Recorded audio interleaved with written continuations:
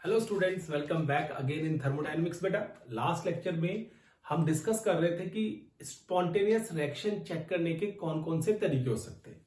और हमने last lecture में चेक किया था बेटा कि एंथैल्पी जो फैक्टर है उसमें अगर रिएक्शन एक्सोथर्मिक होती है तो जो रिएक्शन एक्सोथर्मिक होंगी उनके स्पॉन्टेनियस होने के चांसेस बहुत ज्यादा हाई होते हैं। लेकिन साथ साथ हमने ये भी चेक किया था बेटा वहां पे कि अगर रिएक्शन एंडोथर्मिक होती है तो भी वो स्पॉन्टेनियस हो सकती है। इसलिए हम उस लेक्चर में इस कंक्लूजन पे पहुंचे थे बेटा कि अगर रिएक्शन एंडोथर्मिक भी है एक्सोथर्मिक भी है, दोनों स्पॉन्टेनियस हो रही है, तो हम इसकी हेल्प से ये डिटरमाइन नहीं कर सकते whether the reaction will be spontaneous in nature और नॉट। और रिवर्सिबल रिएक्शन में भी कुछ ना कुछ प्रॉब्लम आएगी। तो चलो आज नेक्स्ट क्राइटेरिया देखते हैं, नेक्स्ट कंसेप्ट देखते हैं, जिसके बेस पे फिर से हम कोशिश करेंगे कि हम रिएक्शन को स्पॉन्टेनियस बता सके उस सोल क्राइटेरिया की हेल्प से बेटा। और चेक करेंगे क्या ये क्राइटेरिया जो है, जो फिजिकल क्वांटिटी है, ये रिएक्शन को स्पॉन्टेनियस होने के लिए या बताने के लिए हमारी हेल्प कर सकती है कि नहीं। ठीक है, चलो स्टार्ट करते हैं बेटा आज का लेक्चर। तो आज के लेक्चर में हम डिस्कस करेंगे बेटा रैंडमनेस, डिग्री ऑफ रैंडमनेस कितनी होती है बेटा, और उसके बेस पे फिर हम चेक करेंगे कि whether the reaction is spontaneous और नॉट। चलो स्टार्ट करते हैं लेक्चर। देखो बेटा आज हम बात कर रहे हैं डिग्री ऑफ रैंडमनेस की। क्लियर है? अब डिग्री ऑफ रैंडमनेस की बात करें तो मैं लिख रहा हूं यहां पे रैंडमनेस और डिसऑर्डर एंड स्पॉन्टेनियस, ये कंसेप्ट हम पढ़ रहे हैं बेटा। ये क्या है हमारे पास? Randomness, disorder and spontaneous. Clear है कि रैंडमनेस और डिसऑर्डर के बेस पे ये हम बताने की कोशिश करेंगे whether the reaction is spontaneous और नॉट। अब रैंडमनेस को डिस्कस करने के लिए हमें बड़े ही ध्यान से रिएक्शन को लेना पड़ेगा बेटा। कैसे? हम कहेंगे कि अगर कोई रिएक्शन के अंदर रैंडमनेस हो रही है तो पहली बात द रिएक्शन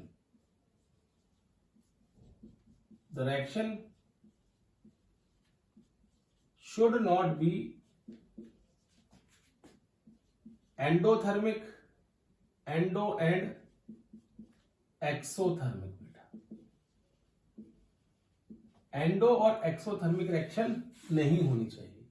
क्लियर है? अब ऐसी कौन सी रिएक्शन हम कंसीडर करें जिसमें चेंज इन एंथैल्पी जीरो आए? तो अब हम क्या करेंगे बेटा इस केस स्टेट के अंदर, where the enthalpy change for a reaction must be zero, वो जीरो होना चाहिए। तो हमने सोचा कि अब किस रिएक्शन के अंदर देखें जहां पे एंथैल्पी चेंज जीरो आए बेटा। फिर हमने क्या किया, एक सिस्टम को कंसीडर किया, एक सिस्टम ले लिया और उस सिस्टम के अंदर टू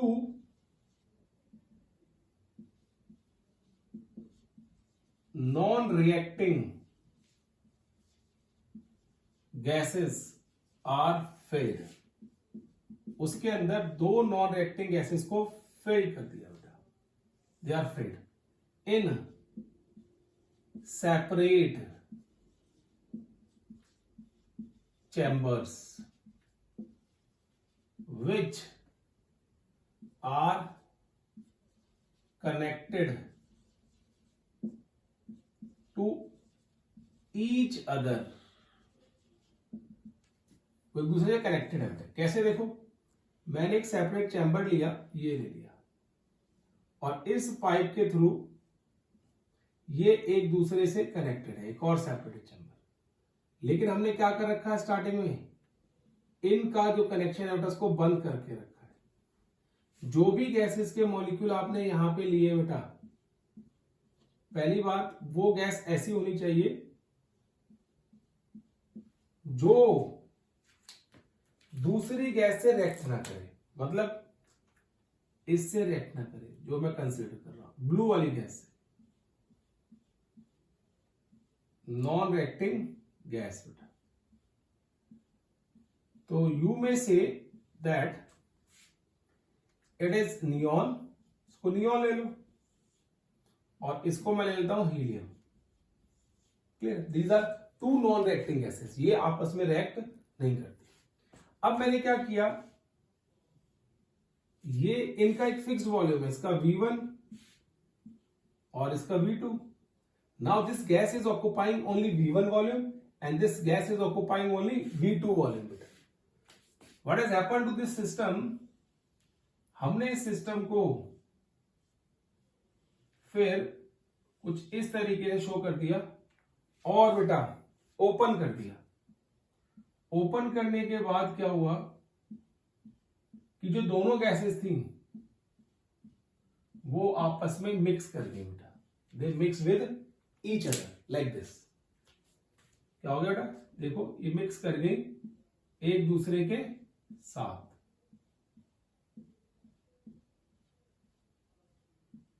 क्लियर बेटा, ये आ गया, ये मिक्स कर गई. हमने क्या किया, इसका वॉल्यूम V1 था और इसका वॉल्यूम V2 था. अब दोनों का कंबाइंड वॉल्यूम कितना हो गया, V ले लिया बेटा.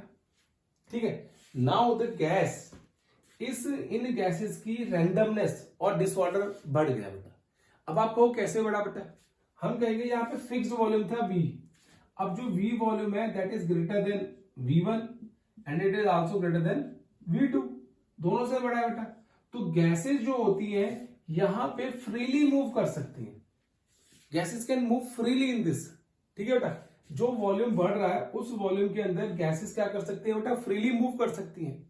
तो इसका मतलब क्या, रैंडमनेस बढ़ गई, वो आराम से घूम सकती हैं. डिसऑर्डर हो गया, कोई वेल अरेंजमेंट नहीं रहा. ठीक है बेटा, क्लियर है केस. तो हम कहते हैं जितना पैक्ड अरेंजमेंट होता है उतना रैंडमनेस कम होती है, और जितना वॉल्यूम ज्यादा होता है किसी भी गैस के अंदर बेटा उतनी रैंडमनेस ज्यादा होती है, बढ़ती चली जाती है. तो यहां पे भी हमने देखा कि ये रैंडमनेस जो है बेटा बढ़ती चली गई. और जब रैंडमनेस बढ़ती है किसी भी चीज की बेटा, तो हम बोलते हैं कि वहां पे रिएक्शन क्या करती है, प्रोसीड करती है. रिएक्शन अपने आप होती है बेटा. क्लियर है. तो हमने इस पर्टिकुलर एक्सपेरिमेंट से ये कंक्लूजन ड्रॉ किया, if any in any system or in any reaction, if in any reaction the randomness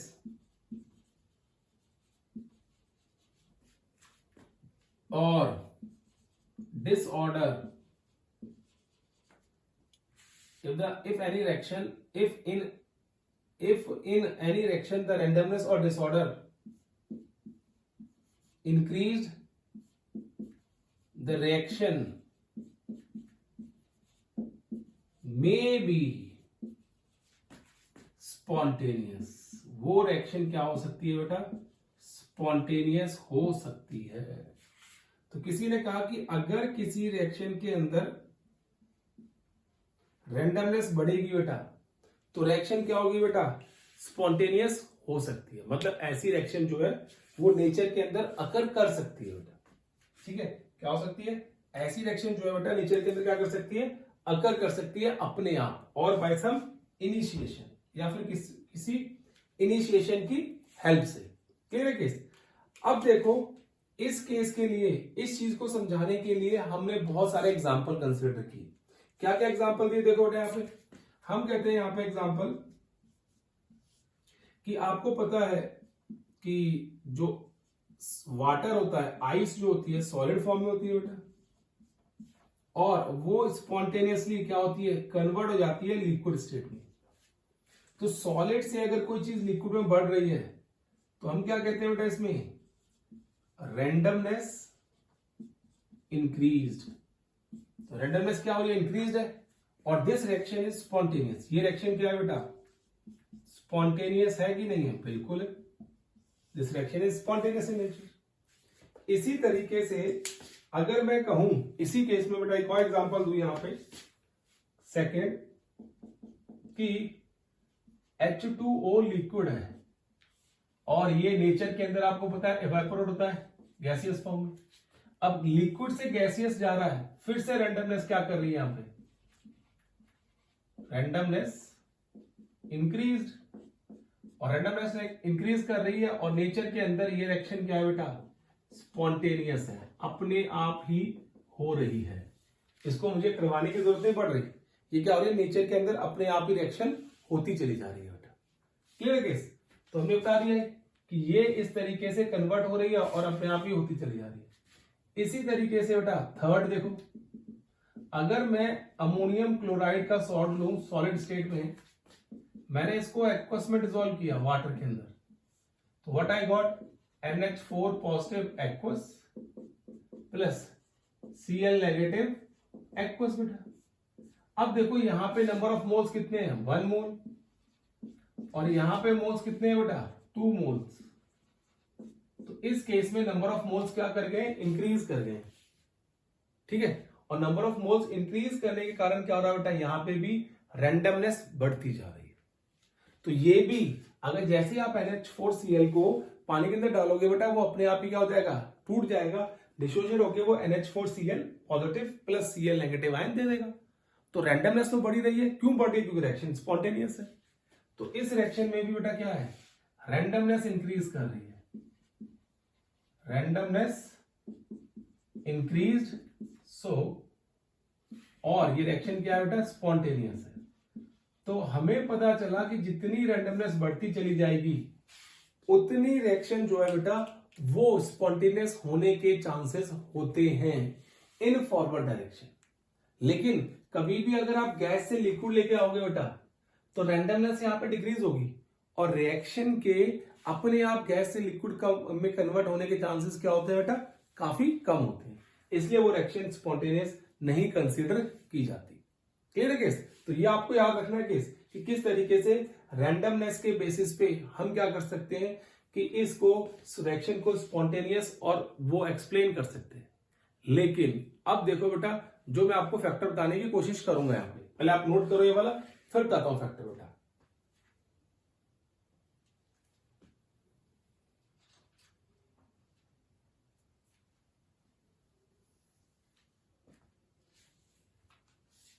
देखो बेटा, ठीक है, नाउ टॉक अबाउट, अब हम बात करते हैं इसके आगे। अब देखो कि हमारे पास दो फैक्टर आ गए।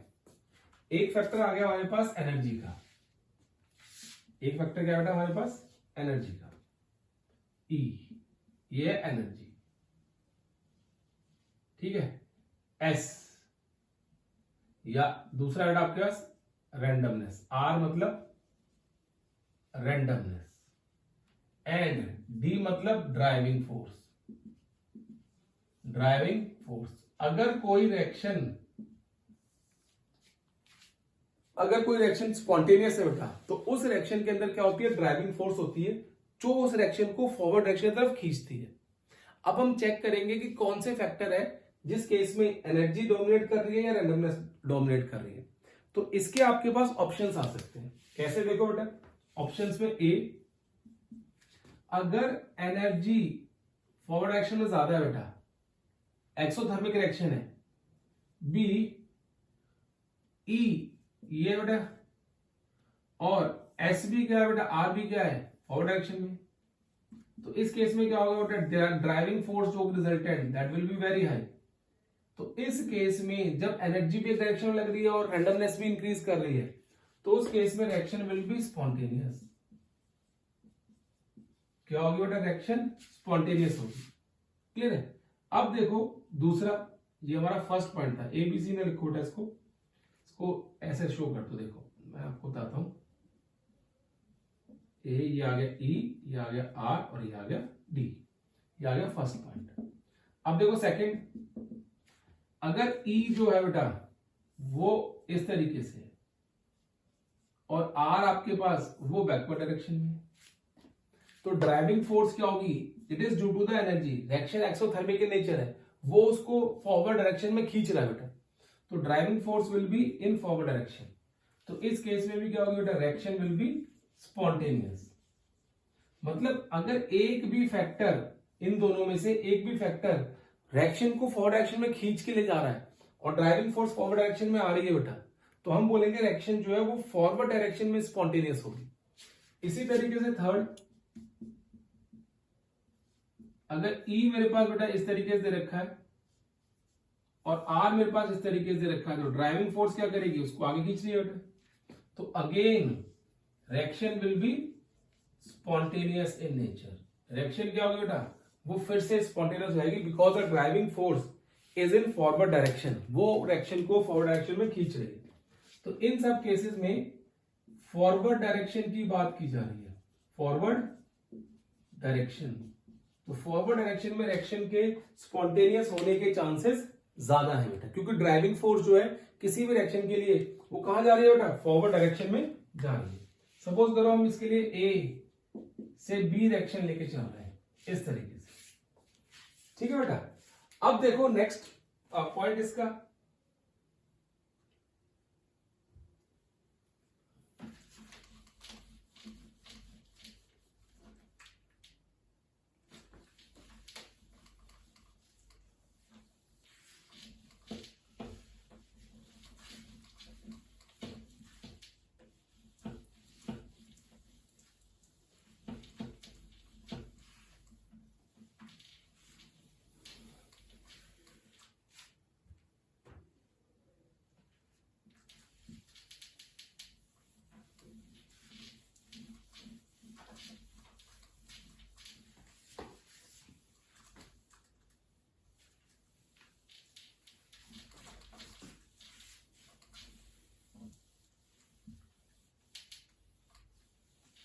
देखो अब नेक्स्ट फैक्टर लिखते हैं इसमें fourth. We talk about the fourth factor over here. तो हम क्या कहेंगे, देखो इसमें हम कहेंगे अगर ई जो है वो फॉरवर्ड डायरेक्शन में, रैंडमनेस क्या कर रही है, डिक्रीज कर रही है, और दोनों की वैल्यू सेम है, और डी की वैल्यू क्या आ रही है, 0, मतलब ड्राइविंग फोर्स किसी भी डायरेक्शन में नहीं जा रही है बेटा, ना फॉरवर्ड डायरेक्शन में जा रही है ना बैकवर्ड डायरेक्शन में आ रही है। तो इस केस में हम क्या बोलेंगे, रिएक्शन इज एट इक्विलिब्रियम बेटा। रिएक्शन किस में है, इक्विलिब्रियम में है। इसी तरीके से आप ये भी शो कर सकते हो, ई बैकवर्ड डायरेक्शन में है और आर फॉरवर्ड डायरेक्शन में बेटा, तो यहां पे भी डी क्या होगा, 0, ड्राइविंग फोर्स 0 है। तो इस केस में भी रिएक्शन क्या है बेटा, इक्विलिब्रियम में है। रिएक्शन क्या है यहाँ पे, इक्विलिब्रियम में। डन। अब देखो सिक्स्थ, अगर हमारे पास एनर्जी जो है वो फॉरवर्ड डायरेक्शन में हो इस तरीके से, और रैंडमनेस बैकवर्ड डायरेक्शन में बढ़ रही हो बेटा इस तरीके से, तो ड्राइविंग फोर्स कहां आएगी बेटा, that will be in backward direction. तो जो रिएक्शन होगी that will B non spontaneous, non spontaneous in forward direction. Forward direction में वो नॉन स्पॉन्टेनियस होगी, और बैकवर्ड डायरेक्शन में वो क्या होगी बेटा, स्पॉन्टेनियस हो जाएगी। देखो सिक्स्थ, सेवंथ, अब इसका उल्टा करते हैं हम। ई जो है बेटा हमारे पास वो क्या है, ये है, और रैंडमनेस क्या है बेटा, इस तरीके से, ठीक है।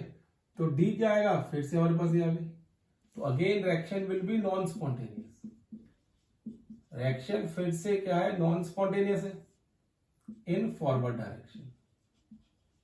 फॉरवर्ड डायरेक्शन में रिएक्शन जो होगी बेटा that will B non spontaneous in nature.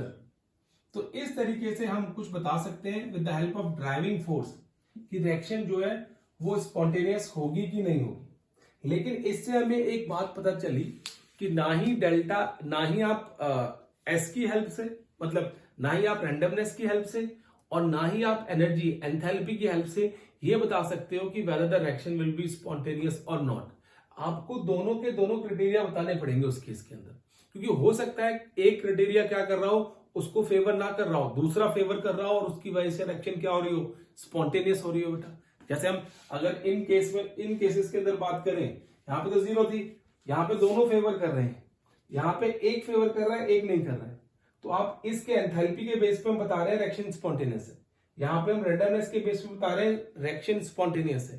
तो हमें कैसे पता चलेगा कि रिएक्शन जो है किसी एक फैक्टर के ऊपर डिपेंड नहीं कर रही है, और हम क्या कहते हैं कि हमें इन दोनों फैक्टर की जरूरत पड़ती है जब किसी रिएक्शन को आपको स्पॉन्टेनियस बताना हो।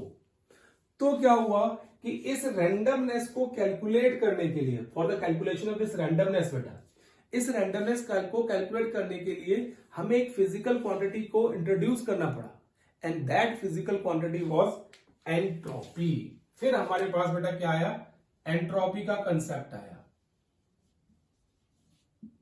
एंट्रोपी बेटा, क्लियर है। अब इस एंट्रोपी के बेस पे एंड स्पॉन्टेनिटी, ठीक है ना। इस एंट्रोपी के बेस पे हम चेक करेंगे कि रिएक्शन स्पॉन्टेनियस हो सकती है नहीं हो सकती। वैसे तो अगर आपने रैंडमनेस के बेस पे बता दिया है तो वही क्या है, बेसिकली एंट्रोपी है बेटा। जैसे हम क्या कर रहे थे, पहले रैंडमनेस को कैलकुलेट नहीं कर पा रहे थे कि सिस्टम के अंदर कितनी रैंडमनेस है, तो उस रैंडमनेस को कैलकुलेट करने के लिए हमने एक फैक्टर इंट्रोड्यूस किया and that factor is entropy. और इस एंट्रोपी को हम कैपिटल एस से रिप्रेजेंट करते हैं, ठीक है। अब ये एंट्रोपी है क्या, इसकी डेफिनेशन क्या होती है, तो हम बोलते हैं बेटा entropy is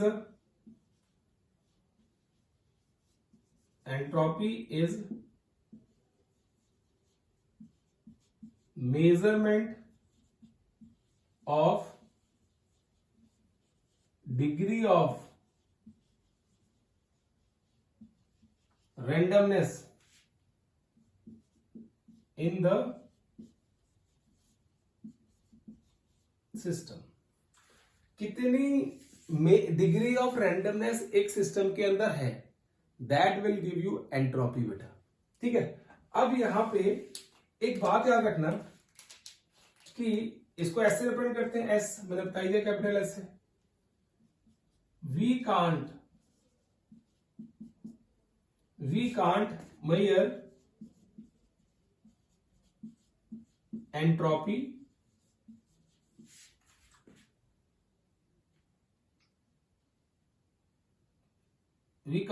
entropy of a system accurately। किसी भी सिस्टम की हम एंट्रोपी को एक्यूरेटली मेजर नहीं कर सकते, ठीक है ना। लेकिन we can measure change in entropy of a system। उस सिस्टम की चेंज इन एंट्रोपी को मेजर कर सकते हैं। और इस वजह से बेटा हम क्या बोलते हैं, देखो यहां पे we generally write delta S is equal to S2 minus S1। ये क्या है, change in entropy, and we can easily measure this change in entropy of a system. देखो बेटा, अगर आपसे कोई पूछे कितनी रैंडमनेस है सिस्टम के अंदर, तो वो हम मेजर नहीं कर सकते, लेकिन चेंज इन रैंडमनेस कितनी है, पहले सिस्टम के अंदर इतनी थी, अब इतनी चेंज हो गई है बेटा, क्लियर है। कितना चेंज आया है इस केस के अंदर, जैसे हम बोलते हैं ना कि आपकी एज के साथ आपके बिहेवियर में चेंज आता है। आपका जो नोटीनेस होती है बेटा, वो क्या होती है, वो कम होती चली जाती है और आप मेच्योर हो जाते हो। तो हम बोलते हैं कि एक एज के साथ रैंडमनेस में, जो रैंडम डिसीजन हम लेते थे, उसमें ठहराव आना शुरू हो जाता है। तो एज के साथ क्या हो रहा है बेटा, एंट्रोपी जो है वो कम होती चली जा रही है। तो हम बोलते हैं ना, पहले ये बहुत ज्यादा शरारती था और बहुत ज्यादा एब्रप्ट डिसीजन लेता था बेटा, बट नाउ डेज क्या हो रहा है बेटा, वो बहुत मैच्योरली एक्ट करता है। तो उसकी एंट्रोपी जो है वो क्या कर रही है, डिक्रीज होती चली जा रही है। पहले ज्यादा थी, अब कम हो रही है। तो हम चेंज मेजर कर सकते हैं कितनी कम हो रही है, हम एंट्रोपी नहीं मेजर कर सकते कि वो कितना ज्यादा नॉटी था बेटा, या हम ये मेजर नहीं कर सकते कि वो कितना ज्यादा मैच्योर हो गया है। बट हम क्या कर सकते हैं कि इतना नॉटी था, उसके कंपैरिजन में वो इतना मैच्योर हो गया। तो उस चीज को हम मेजर कर सकते हैं, चेंज इन एंट्रोपी को मेजर कर सकते हैं, ठीक है। एंट्रोपी को हम एक्यूरेटली मेजर नहीं कर सकते। तो इन्होंने क्या कहा बेटा, देखो क्या देखा इन लोगों ने कि जो एंट्रोपी का केस है, इसमें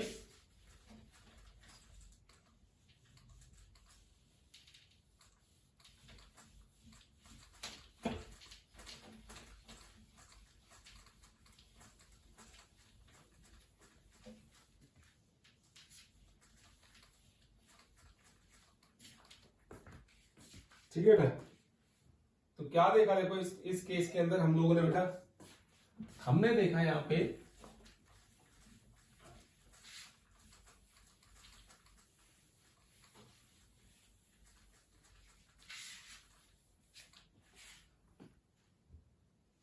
देखो हमने क्या देखा, हमने एक सिस्टम लिया, ठीक है।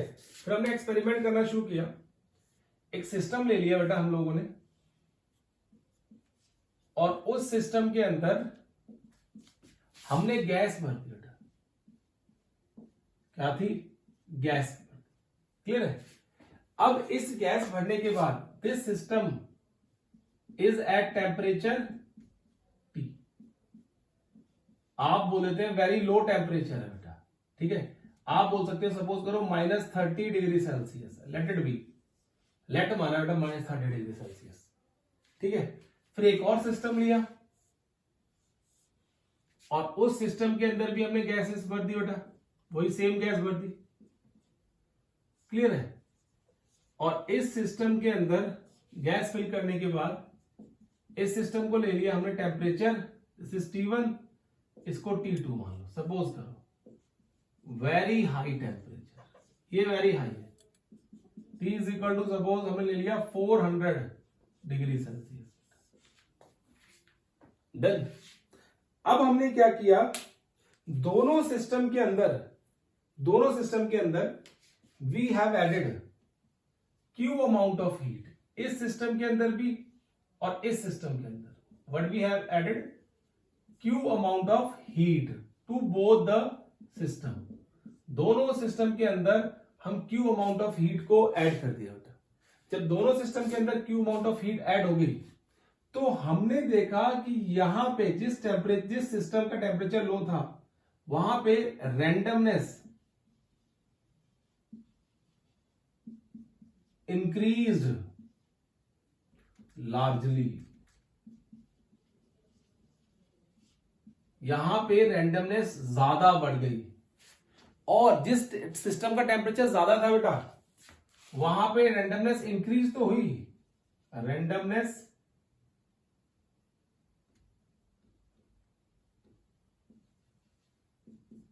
Increased by very small amount, बहुत स्मॉल अमाउंट से रैंडमनेस क्या की बेटा, इंक्रीज की।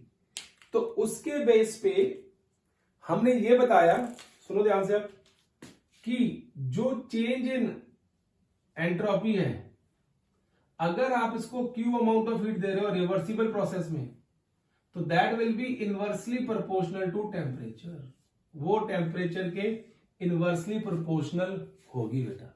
मतलब जितना टेम्परेचर ज्यादा होगा और आप हीट दे रहे हो तो उतनी चेंज इन एंट्रोपी कम आएगी, और जितना टेम्परेचर कम होगा और आप उसको क्यू अमाउंट ऑफ हीट दे रहे हो तो उतनी रैंडमनेस ज्यादा आएगी बेटा।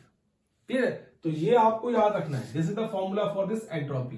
अब नाउ यूनिट्स ऑफ एंट्रोपी क्या होंगी बेटा, यहां से यूनिट निकालते हैं एंट्रोपी की, तो क्यू को मेजर करते हैं जाउल्स में और टेम्परेचर को केल्विन में, तो क्या हो गया जाउल्स पर केल्विन।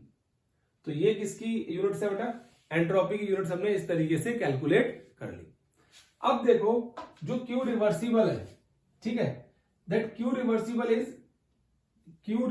है क्या, heat absorbed by the system जो है वो कितनी हीट एब्जॉर्ब कर रहा है।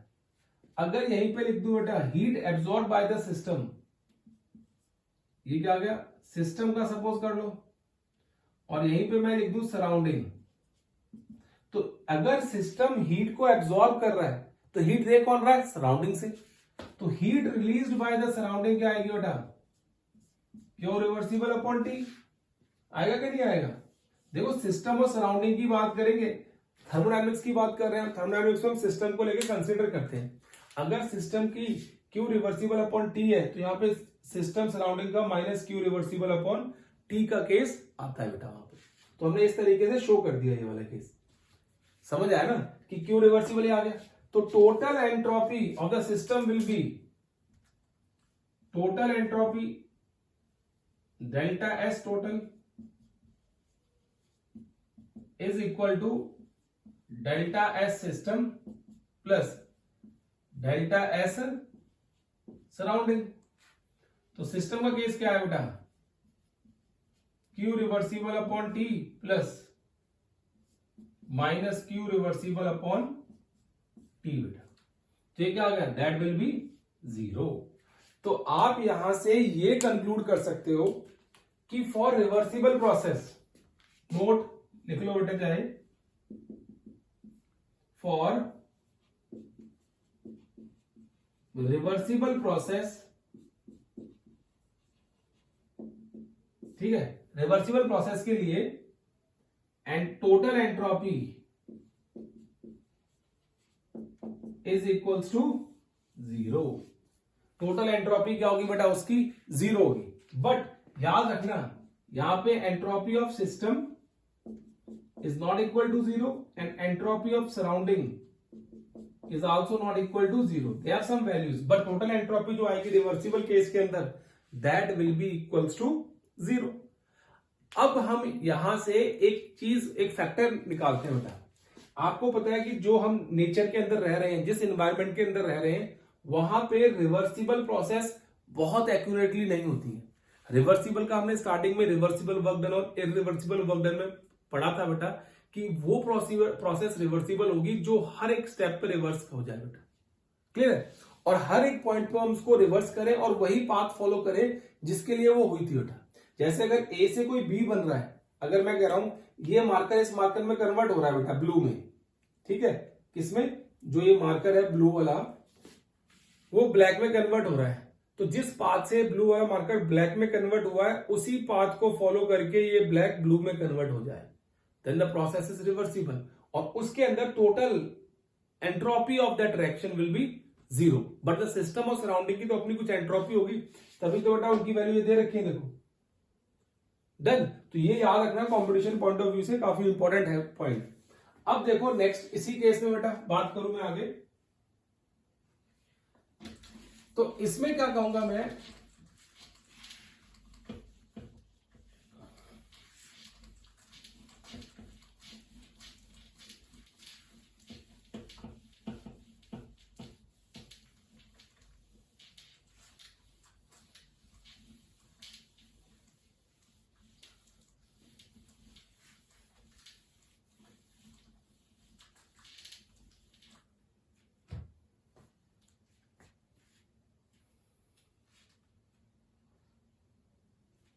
ठीक है ना।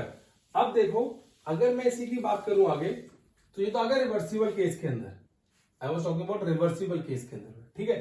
अगर हम बात करते हैं इन केस ऑफ इरिवर्सिबल रिएक्शन, ये हम लिख सकते हैं बेटा, पूरे का पूरा कंसेप्ट जो है दैट इज फॉर रिवर्सिबल।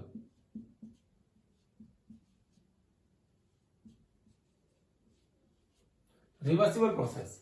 अब हम बात करते हैं बेटा इरिवर्सिबल प्रोसेस के बारे में। Irreversible process,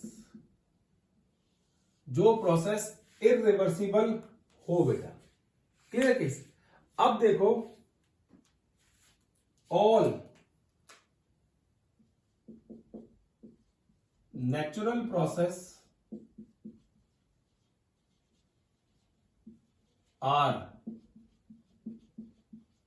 irreversible in nature. सारी की सारी नेचुरल प्रोसेस जो है बेटा, they are irreversible in nature, मतलब वो नेचर के अंदर रिवर्सिबल नहीं है बेटा, दे आर इरिवर्सिबल। तो इरिवर्सिबल होने के कारण हम क्या लिखेंगे, देखो, entropy of system is equal to Q irreversible upon T, ठीक है ना। अब जितनी सिस्टम के अंदर change in entropy of system है, वो किसके ऊपर डिपेंड करेगा, change in entropy of the surrounding. तो change in entropy of surrounding क्या आएगा यहां पे, that will be delta S surrounding. तो यहां पे क्या आएगा, क्यू इरिवर्सिबल अपॉन टी। अगर ये सिस्टम इस क्यू अमाउंट ऑफ एनर्जी को एब्सॉर्ब कर रहा है बेटा, तो उससे जाके क्या होना है, प्रोडक्ट बन रहा है। तो यहां पे जो एनर्जी है that is not given by the surrounding, that may be from the other source. तो यहां पे हम लिखते हैं delta S total is equal to Q irreversible upon T plus Q irreversible upon T, that is different. ये different होगी। अगर यहां पे नेगेटिव साइन भी लगा है तो it will have some value, certain value बेटा, इसकी कुछ ना कुछ वैल्यू आएगी वहां पे, ठीक है। अब हम कहते हैं कि कोई भी नेचुरल प्रोसेस होती है, उस प्रोसेस के अंदर एंट्रोपी हमेशा इंक्रीज करेगी, कोई भी प्रोसेस हो बेटा। तो हम इससे कंक्लूजन ड्रॉ करते हैं इरिवर्सिबल प्रोसेस में कि the entropy, total entropy in case of irreversible process will be greater than zero. Greater than क्या होती है बेटा? जीरो होती है। अब आप देखो, जैसे अगर नेचुरल प्रोसेस की बात करें and that process is formation of day and night, तो अब जब सूर्य रात शाम को छुपता है बेटा, सनसेट होता है, तो उसमें क्या होता है? कोई एक्यूरेट टाइम नहीं होता सनसेट होने का, जब मर्जी सनसेट हो जाता है बेटा। जब मर्जी मतलब अगर 6:20 पे आज हो रहा है तो हो सकता है कल को 6:25 पे हो या 6:15 पे हो जाए। क्लियर है? ऐसे ही सनराइज भी क्या होता है? अलग अलग टाइम पे होता है। तो वो प्रोसेस क्या होती है? रिवर्सिबल नहीं होती और उसमें एंट्रोपी कम या ज्यादा हो जाती है। ठीक है बेटा? कम या ज्यादा हो जाती है। उस वजह से जो total entropy of the system है that is greater than zero in case of irreversible process. इसी से हम ये कंक्लूजन भी ड्रॉ कर देते हैं बेटा कि जो एंट्रोपी है, change in entropy of universe is increasing continuously, वो इंक्रीज कर रही है कॉन्टिन्यूअसली बेटा। यूनिवर्स की जो एंट्रोपी है बेटा दैट इज इंक्रीजिंग कॉन्टिन्यूअसली। ठीक है? अब देखो, इस यूनिवर्स की एंट्रोपी के इंक्रीज करने पे ही हमारा सेकेंड लॉ ऑफ थर्मोडायनेमिक्स होता है। तो यहां पे लिखते हैं बेटा second law of thermodynamics.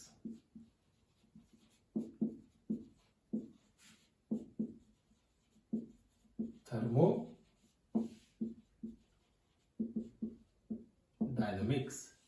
Second law of thermodynamics क्या होता है बेटा? Clear? If we talk about the second law of thermodynamics, ठीक है बेटा, तो हम क्या कहते हैं इस केस के अंदर कि डेफिनेशन है इसकी, entropy of universe is continuously increasing. Entropy जो होती है यूनिवर्स की क्या कर रही है बेटा? कॉन्टिन्यूअसली इंक्रीज कर रही है। ठीक है? अब इसी के बेस पे और भी है बेटा। ठीक है? क्या है सेकंड लॉ? देखो, एक होता है we can't, heat can't be transferred from cold body to hot body without using any external agency। अगर आप कोई एक्सटर्नल एजेंसी का यूज नहीं करते हो तो heat can't be transfer from cold body to hot body. हम बोलते हैं कि अगर आपको हीट ट्रांसफर करनी है ठंडी बॉडी से हॉट बॉडी की तरफ, तो what we have to use external agency. और हमारे पास एक्सटर्नल एजेंसी क्या होती है बेटा? एसी हो गया, फ्रिज हो गई। अगर फ्रिज में आप कोई खाना रखते हो तो क्या होता है बेटा? कोल्ड एनर्जी जो होती है वो हॉट एनर्जी में ट्रांसफर हो जाती है बेटा, तो उस खाने को भी क्या ठंडा कर देती है। तो इसका मतलब क्या? जो हीट है वो ट्रांसफर हो रही है, डिग्री ऑफ कोल्डनेस जो है that is transfer from cold body to hot body. But without using refrigerator, you can't do that. That is second law of thermodynamics कि हमें कुछ ना कुछ एक्सटर्नल एजेंसी का यूज ही करना पड़ेगा जब भी आपको कोई काम करना पड़ेगा which is non spontaneous in nature। Then बेटा इस तरीके से एंट्रोपी ऑफ द यूनिवर्स जो है बेटा that is continuously increasing। अब देखो इसी में आगे बात करें बेटा यहां पे, तो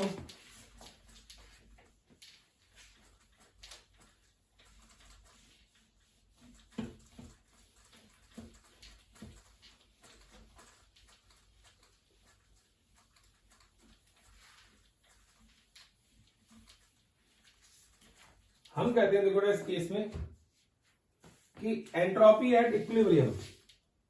अगर इक्विलिब्रियम की बात करें,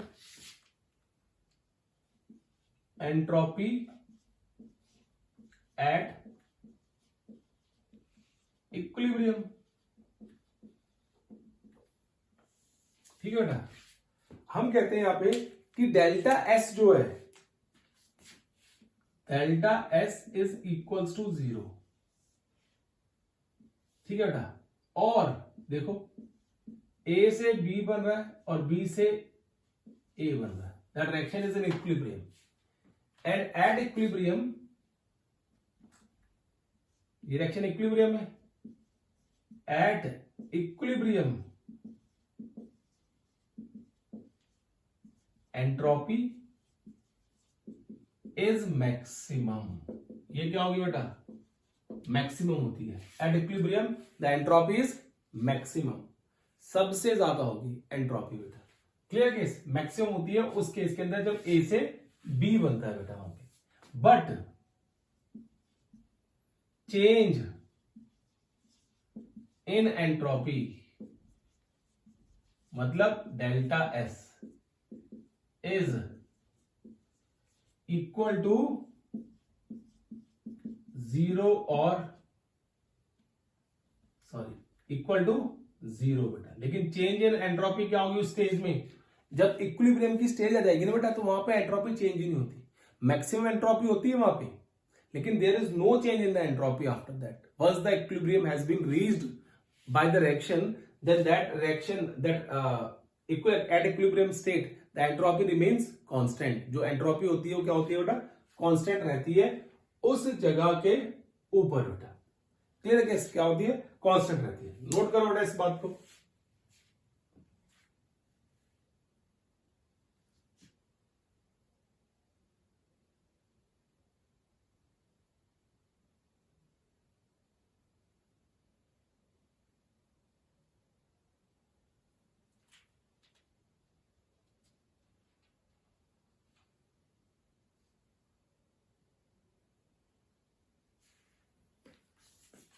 ठीक है बेटा, ये आगे केस। अब देखो इसके आगे बात करें तो हमारे पास जो टॉपिक आता है इसके बाद, that is entropy of phase transition. Entropy of phase transition. ठीक है ना, एंट्रोपी ऑफ फेज ट्रांजिशन की बात करें तो पहला केस देखो जो हम पहले ही पढ़ चुके हैं, entropy of fusion, delta FUS इसको बोलते हैं एंट्रोपी ऑफ फ्यूजन। ठीक है ना, तो क्या होता है, entropy change, entropy changes when 1 mole of solid is converted to liquid at its melting point। एक मोल ऑफ सॉलिड को जब आप लिक्विड में कन्वर्ट करते हो खुद कितनी एंट्रोपी चेंज हो रही है, that is entropy of fusion. तो delta SF is equal to enthalpy upon T। क्या आ गया बेटा, डेल्टा H अपॉन T। ये डेल्टा H क्या आएगा, फ्यूजन, एंथैल्पी ऑफ फ्यूजन बेटा। क्लियर है, जैसे अगर हम बात करें यहां पे तो H2O सॉलिड में है और H2O किस में कन्वर्ट हो रहा है, लिक्विड में। तो ये इसको जो H2O सॉलिड है लिक्विड में कन्वर्ट होने के लिए जो एंथैल्पी चाहिए, दैट एंथैल्पी जो है बेटा डेल्टा एंथैल्पी ऑफ फ्यूजन होगी। और उस एंथैल्पी ऑफ फ्यूजन की वजह से कितनी रैंडमनेस आई है, change in randomness in the system. पहले कितनी थी जब H2O सॉलिड स्टेट में था, फिर जब H2O लिक्विड में आ गया फिर कितनी होगी, और उसका चेंज कितना है, यह है। और टेम्परेचर क्या था बेटा, मेल्टिंग पॉइंट वाला केस। तो इस तरीके से चेंज इन एंट्रोपी हम कैलकुलेट कर सकते हैं फॉर द फेज ट्रांजिशन बेटा। अब देखो बी, डेल्टा वेपराइजेशन, इसको बोलते हैं एंट्रोपी ऑफ वेपराइजेशन। क्या कहते हैं बेटा, entropy of vaporisation. You talk about entropy of vaporization, it has the same definition, entropy changes when 1 mole of liquid changes to gaseous state at its boiling point। जब वो gaseous state में change होता है बेटा अपने boiling point के ऊपर, तो हम उसको बोलते हैं एंट्रोपी ऑफ वेपराइजेशन। नोट करो बेटा इसको जल्दी से।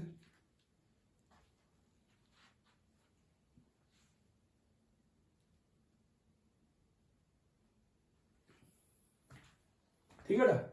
अब देखो इसका मैथमेटिकल एक्सप्रेशन क्या होगा।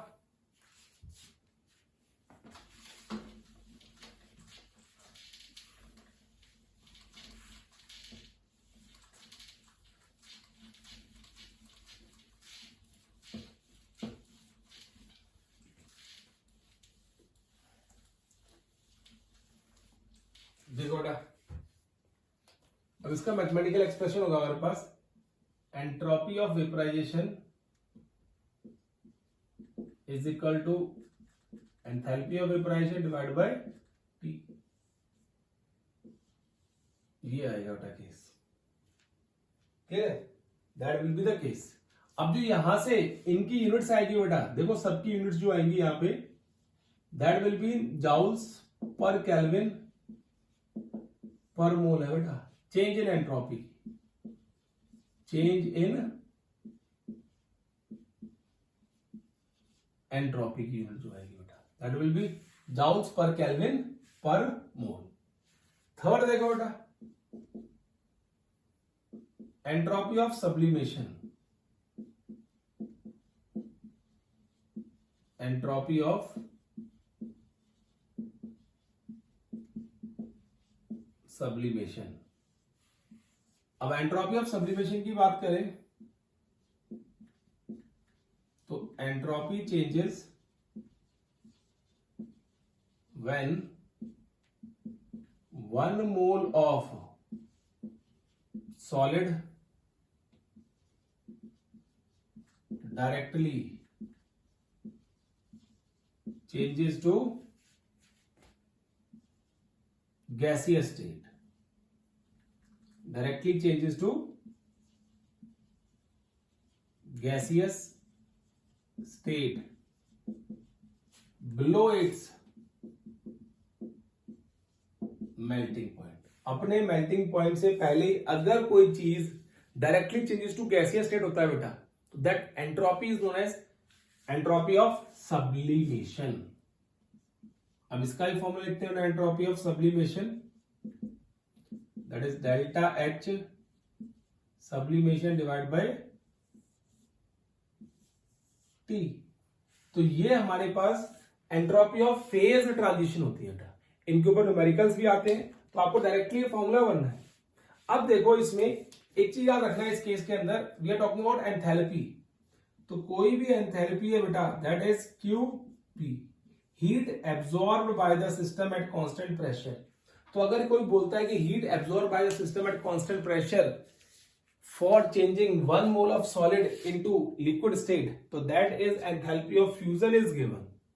ठीक है, ऐसे अगर 1 मोल को लिक्विड को 1 मोल गैस में चेंज कर रहा है, तो इसका मतलब क्या है, that delta vaporisation, delta H vaporisation is given.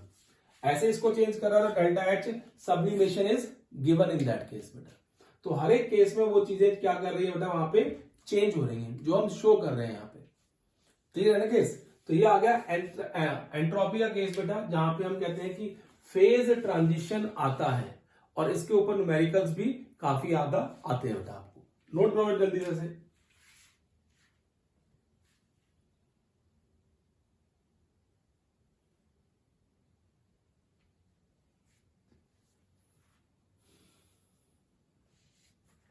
ठीक है बेटा। अब देखो, अब हम बात करते हैं कुछ एक्स्ट्रा की बेटा। ये आ गया आपके पास सिलेबस के अकॉर्डिंगली। हम now will talk about the some extra in case of entropy.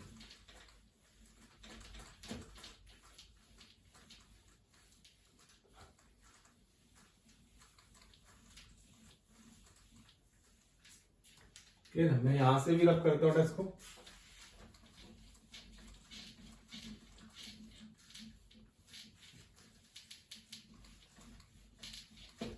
देखो बेटा, हम बात करेंगे कुछ एक्स्ट्रा केसेस के अंदर, ठीक है।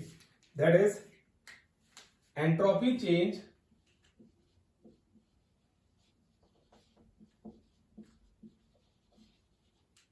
फॉर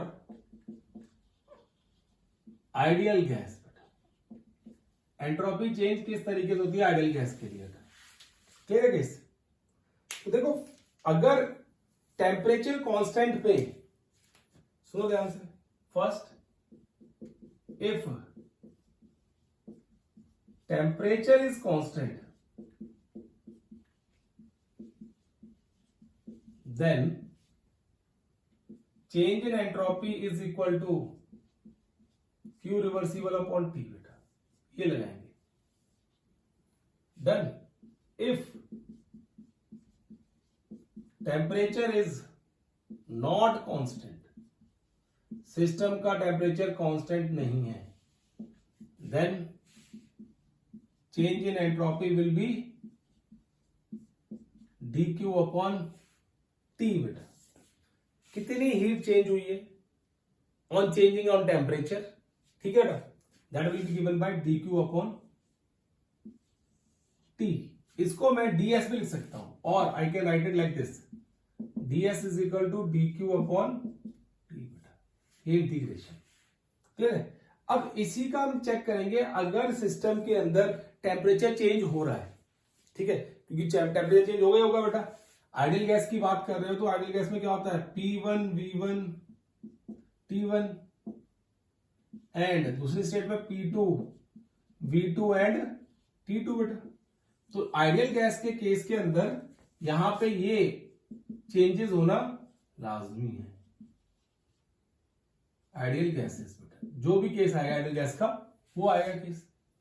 अब देखो हम करते क्या है, कैसे हम डेरिवेशन निकालते हैं इसके लिए। सिलेबस का पार्ट ये पहले बता रहा हूं, कॉम्पिटिशन के लिए इंपॉर्टेंट है। अब यहां पे चेंज इन एंट्रोपी जो है delta S, that is equal to delta Q upon T. बेटा ठीक है। अब अकॉर्डिंग टू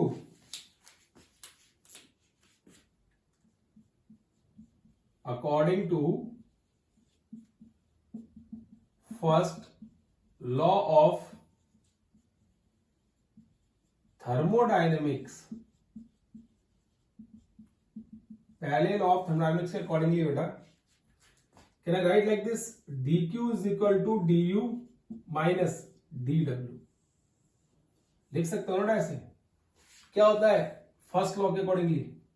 अगर आपको याद हो तो delta u is equal to q plus w, ये केस था।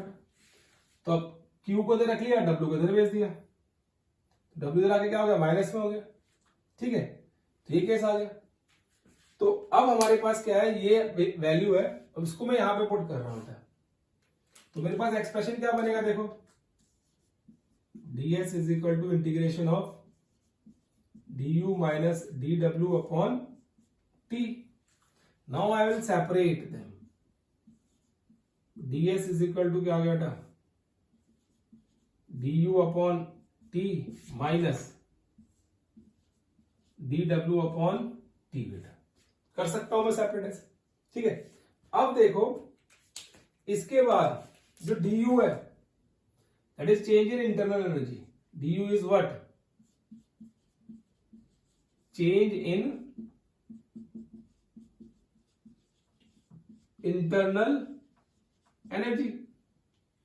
That change in internal energy हमने पढ़ा हुआ है बेटा, that is equal to NCV delta T,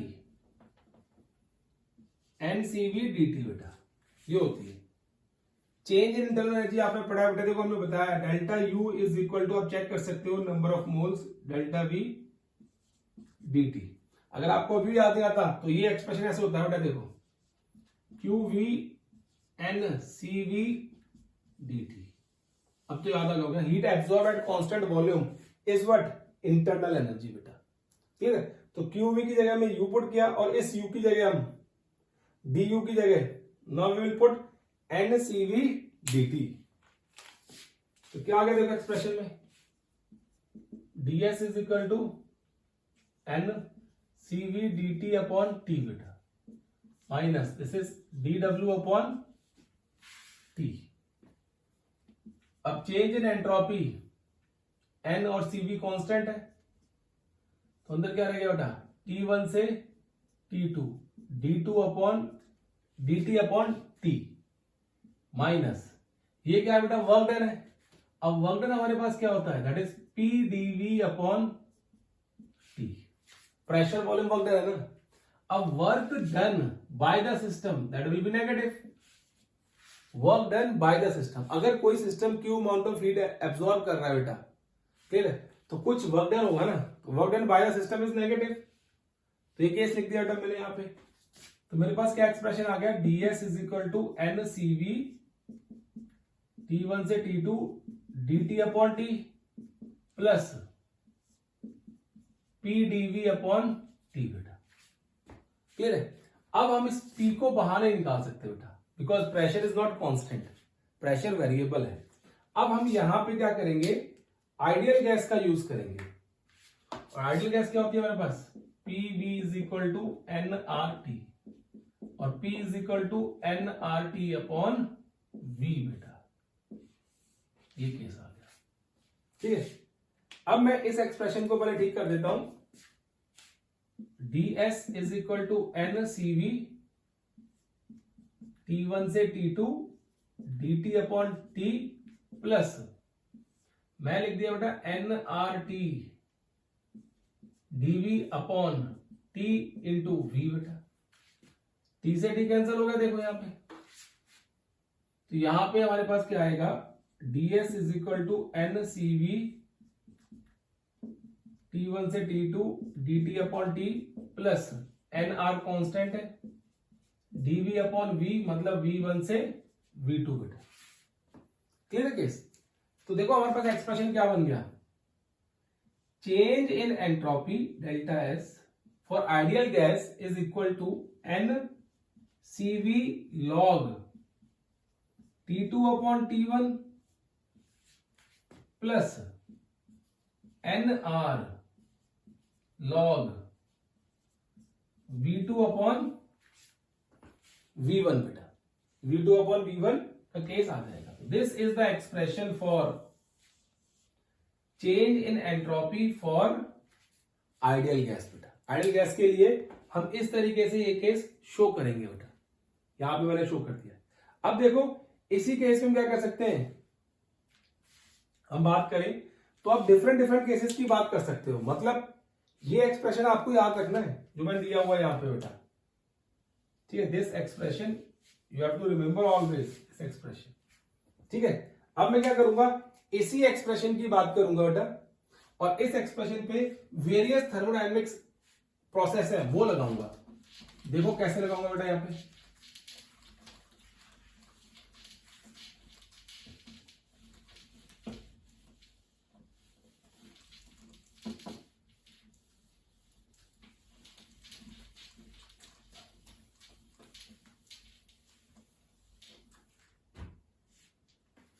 ठीक है ना। अब देखो वेरियस थर्मोडायनेमिक्स प्रोसेस वहां कैसे लगेगी। पहला केस है वहां पे आइसोथर्मल प्रोसेस, आइसोथर्मल प्रोसेस बेटा, ठीक है। आइसोथर्मल प्रोसेस में क्या है, चेंज इन टेम्परेचर इज 0 और temperature must be constant for a particular reaction, ठीक है। अब जब चेंज इन टेम्परेचर 0 है तो ये वाली टर्म तो 0 होगी, T1 और T2 is equal to T1 होगा बेटा, वहां पे T1 is equal to T2 का केस आएगा बेटा, क्लियर केस। तो T1 T पड़ जाएगा log 1 क्या होता है हमारे पास 0, तो 0 से मल्टीप्लाई करोगे तो क्या एक्सप्रेशन आ गया, entropy for isothermal ideal gas के लिए that will B NR log V2 upon V1, ये एक्सप्रेशन आ गया बेटा, ठीक है। अब आपको पता है इस केस के अंदर हम बॉयल्स लॉ फॉलो करते हैं, we follow Boyle's law. Boyle's law क्या होता है बेटा, आइसोथर्मल कंडीशन पे फॉलो किया जाता है आइडियल गैस के लिए। तो उसमें क्या होता है, P is inversely proportional to V, pressure is inversely proportional to volume. तो हम इस एक्सप्रेशन को इस तरीके से भी लिख सकते हैं, delta S isothermal is equal to NR log P1 upon P2। ये केस आएगा isothermal NR log P1 upon P2 का केस आएगा। तो ये आइसोथर्मल के लिए एक्सप्रेशन है। अगर आपसे बोले कि आइसोथर्मल के लिए एंट्रोपी कैलकुलेट करो, तो no need to apply this whole expression and you have to apply this particular expression for this process बेटा। क्लियर है? अब देखो, पहले मैं थोड़ा सा रब कर दूं बेटा इसको भी,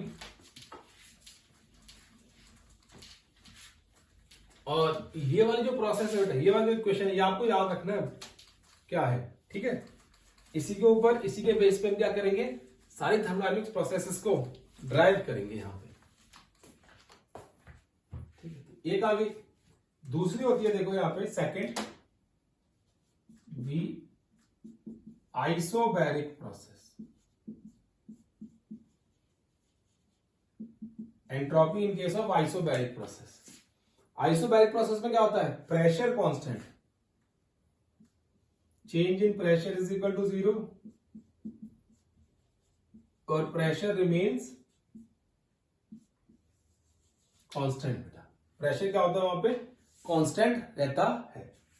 तो अब इसके लिए एक्सप्रेशन लिखे तो क्या हो जाएगा, देखो डेल्टा S बेटा आइसोथर्मल है, आइसो नहीं, इट इज आइसोथर्मल। चलो आप ऐसे याद रखना, इसको आइसो लिख सकते, सॉरी, ठीक है, डेल्टा S आइसोथर्मल। अब ये बैरिक है, तो delta S is equal to N। देखो बेटा यहां पे क्या था,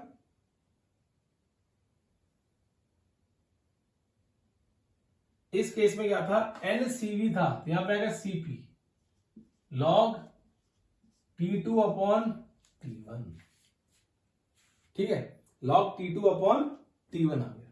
तो ये आइसोबैरिक प्रोसेस के अंदर है क्या बेटा, आइसोबैरिक प्रोसेस में क्या करते हैं, चेंज इन एंट्रोपी इस तरीके से कैलकुलेट कर सकते हैं सिस्टम की बेटा। क्लियर है केस? अब देखो नेक्स्ट, सी आइसोकोरिक प्रोसेस,